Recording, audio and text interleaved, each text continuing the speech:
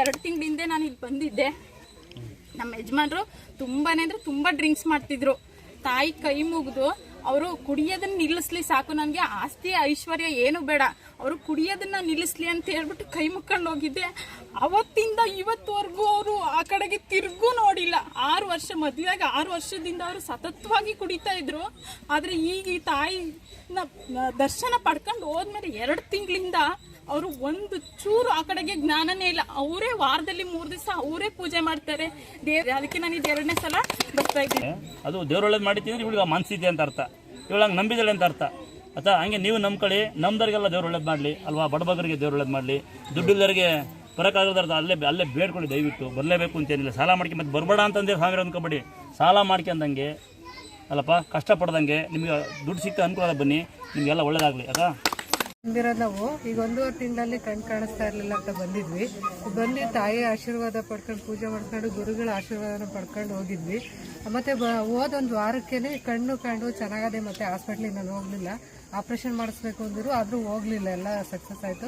ಮತ್ತು ನನ್ನ ಕೆಲಸಗಳು ನಾನು ಏನು ಆಗೋದೇ ಇಲ್ಲ ಅಂದ್ಕೊಂಡಿದ್ದೆ. ಆ ಕೆಲಸಗಳೆಲ್ಲ ನಂಗೆ 45 ದಿವಸದಲ್ಲಿ ಎಲ್ಲ ಕೆಲಸ ಅದಕ್ಕೋಸ್ಕರ ಬಂದಿದ್ದೀವಿ. ಬಂದು ಕಾಯ್ದೆ ಕೆಲಸ ಆಗುತ್ತೆ. ಮತ್ತೆ ತಾಯಿಗೆ ಅರ್ಕೆ ಮಾಡ್ಕೊಂಡಿದ್ದೆ. ಇಬ್ಬರು ತಾಯಿಗೂ ಸೀರೆ ಮಡ್ಲಕ್ಕಿ ಕೊಟ್ಟು ನನ್ನ ಕೈಲಾದಷ್ಟು ಬೂದಿಯಾಳ ಗ್ರಾಮ. ನಾವು ಹೋದ ವರ್ಷ ಅನ್ಕೊಂಡಿದ್ರಿ ನಮ್ಮ ಪಾಪ ಆಗಲಿ ಅಂತಂದು, ಆ ಪ್ರಕಾರ ನಮ್ಮ ಪಾಪ ಆಗೈತ್ರಿ. ಈಗ ಸ್ವಲ್ಪ ನೋವು ಕಮ್ಮಿ ಐತ್ರಿ, ಅದು ಮತ್ತೆ ಅಂತ ಕೇಳ್ಕೊಂಡು ಹೋಗ್ಬೇಕಂತ ಬಂದ್ವಿ. ಕೇಳ್ದಂಗೆ ಆಗೈತ್ರಿ. ನಮಸ್ಕಾರ, ನಾನು ರವಿ ಅಂತ ಬೆಂಗಳೂರಿಂದ ಬಂದಿದ್ದು. ಲಾಸ್ಟ್ ಟೈಮ್ ಬಂದಾಗ ನಾನು ಜಾಬ್ ಸಹ ಕೇಳ್ಕೊಂಡೋಗಿದ್ದೆ. 4 ವರ್ಷದಿಂದ ಜಾಬ್ ಸಿಕ್ಕಿರಲಿಲ್ಲ ಅಂತ. ಇವಾಗ ಜಾಬ್ ಸಿಕ್ಕಿದೆ, ಅದಕ್ಕೋಸ್ಕರ ಹರಕೆ ದಿವಸಕ್ಕೆ ಬಂದಿದ್ದೆ ಬೆಂಗಳೂರು. ನಮಗೆ 3 ವರ್ಷ ಆಗಿತ್ತು ಮದುವೆಯಾಗಿ. ವರ್ಷ ಆದರೂ ಹಾಸ್ಪಿಟ್ಲಿಗೆ ತೋರಿಸಿದ್ರು ಆಗಿದ್ದಿಲ್ಲ ಪಾಪು ನಮಗೆ. ನಮ್ಮ ಇವ್ರ ಅತ್ತಿಗೆಮ್ಮ ಒಂದ್ಸಲ ಹೇಳಿದ್ರಿ ದೇವಸ್ಥಾನ ಅಂತಂದು. ಅವತ್ತೇ ಅಕ್ಕ ದೇವಸ್ಥಾನಕ್ಕೆ ಬಂದಿದ್ಲು, ಪ್ರಸಾದ ಕೊಟ್ಟಿದ್ಲು ಬಾಳೆಹಣ್ಣು ನಮ್ಮ ಅಕ್ಕ. ಅವಾಗ ದೇವ್ರಿಗೆ ನಾನೇ ಬೇಡ್ಕೊಂಡು, ಅಮ್ಮ ನಂಬಿದ್ದೀನವ ನಾನು, ನನಗೆ ಹಾಸ್ಪಿಟ್ಲ್ ತೋರ್ಸೋದು ಬಿಟ್ಬಿಟ್ಟಿದ್ವಿ ಆಗ್ಲೇ ನಾವು.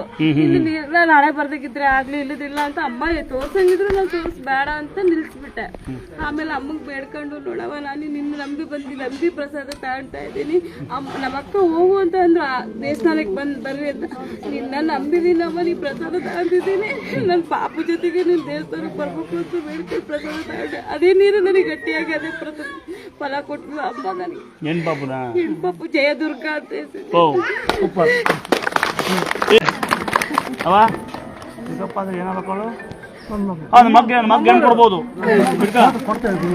ಭವ್ಯ. ನಾನು ತರೀಕೆರೆಯಿಂದ ಬಂದಿರೋದು. ನನಗೆ 1.5 ತಿಂಗಳಿಂದ ತುಂಬಾ ಕೆಮ್ಮು ಕಫ ಸಮಸ್ಯೆಯಿಂದ ಇತ್ತು. ಹಾಸ್ಪಿಟ್ಲಿಗೆಲ್ಲ ಹೋಗಿದ್ದೆ, ಎಲ್ಲೂ ಹುಷಾರಾಗಿರಲಿಲ್ಲ. ಹಂಗೆ ಫೇಸ್ಬುಕ್ಕಲ್ಲಿ ಯೂಟ್ಯೂಬಲ್ಲಿ ವಿಡಿಯೋ ಎಲ್ಲ ನೋಡಿ ಮೊನ್ನೆ ಶನಿವಾರದ ದಿನ ಹರಕೆ ಮಾಡ್ಕೊಂಡೆ. ತಾಯಿಗೆ ಹರಕೆ ಕಟ್ಟಿಟ್ಟು ಊದ್ಗಡ್ಡೆ ಬೆಳಗ್ಗೆ ನನಗೆ ಕೆಮ್ಮು ಕಮ್ಮಿ ಆದರೆ ನೀನು ಬಂದು ನನಗೇನು ಮಡ್ಲಕ್ಕಿ ಕೊಟ್ಟು ಪೂಜೆ ಮಾಡಿಸ್ಕೊಂಡು ಹೋಗ್ತೀನಿ ಅಂತ ಮಾತ್ರನೇ ಹರಕೆ ಮಾಡ್ಕೊಂಡಿದ್ದು ನಾನು.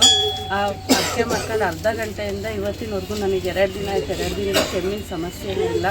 ಅದಕ್ಕೆ ತಾಯಿಗೆ ಪೂಜೆ ಮಾಡಿಸ್ಕೊಂಡು ಹರಕೆ ಕೊಡೋಣ ಅಂತಲೇ ಇವತ್ತು ಪೂಜೆ ಮಾಡಿಸ್ಕೊಂಡು ಹೋಗೋದು ಬಂದಿದ್ದೀನಿ. ನಮಗೆ 3 ವರ್ಷ ಆಗಿತ್ತು ಮದುವೆಯಾಗಿ. ವರ್ಷ ಆದರೂ ಹಾಸ್ಪಿಟ್ಲಿಗೆ ತೋರಿಸಿದ್ರು ಆಗಿದ್ದಿಲ್ಲ ಪಾಪು ನಮಗೆ. ನಮ್ಮ ಇವ್ರ ಅತ್ತಿಗೆಮ್ಮ ಒಂದ್ಸಲ ಹೇಳಿದ್ರಿ ದೇವಸ್ಥಾನ ಅಂತಂದು. ಅವತ್ತೇ ಅಕ್ಕ ದೇವಸ್ಥಾನಕ್ಕೆ ಬಂದಿದ್ಲು, ಪ್ರಸಾದ ಕೊಟ್ಟಿದ್ಲು ಬಾಳೆಹಣ್ಣು ನಮ್ಮ ಅಕ್ಕ. ಅವಾಗ ದೇವ್ರಿಗೆ ನಾನೇ ಬೇಡ್ಕೊಂಡು, ಅಮ್ಮ ನಂಬಿದ್ದೀನವ ನಾನು, ನನಗೆ ಹಾಸ್ಪಿಟ್ಲ್ ತೋರ್ಸೋದು ಬಿಟ್ಬಿಟ್ಟಿದ್ವಿ ಆಗ್ಲೇ ನಾವು. ಇಲ್ಲಿ ನಾಳೆ ಬರ್ದಾಗಿದ್ರೆ ಆಗ್ಲಿ, ಇಲ್ಲದಿಲ್ಲ ಅಂತ ಅಮ್ಮ ತೋರ್ಸಂಗಿದ್ರು ನಾನು ತೋರಿಸ್ಬೇಡ ಅಂತ ನಿಲ್ಸ್ಬಿಟ್ಟೆ. ಆಮೇಲೆ ಅಮ್ಮಗ್ ಬೇಡ್ಕೊಂಡು, ನೋಡವ ನಾನು ನಿನ್ನ ನಂಬಿ ಪ್ರಸಾದ ತಗೊಳ್ತಾ ಇದ್ದೀನಿ, ನಮ್ಮ ಅಕ್ಕ ಹೋಗು ಅಂತ ಅಂದ್ರು ದೇವಸ್ಥಾನಕ್ಕೆ ಬರ್ರಿ ಅಂತ. ನಿನ್ನ ನಂಬಿದೀನಮ್ಮ, ನೀ ಪ್ರಸಾದ ತಗೊಂಡಿದ್ದೀನಿ, ನನ್ನ ಪಾಪು ಜೊತೆಗೆ ನೀನು ದೇವಸ್ಥಾನಕ್ಕೆ ಬರ್ಬೇಕು ಅಂತ ಬೇಡ್ಕೊಂಡು ಪ್ರಸಾದ ತಗೊಂಡೆ. ಅದೇ ನೀರು ನನಗೆ ಗಟ್ಟಿಯಾಗಿ ಅದೇ ಪ್ರಸಾದ ಫಲ ಕೊಟ್ರು ಅಮ್ಮ ನನಗೆ. ಹೆಣ್ಪಾಪು ಜಯದುರ್ಗ ಅಂತ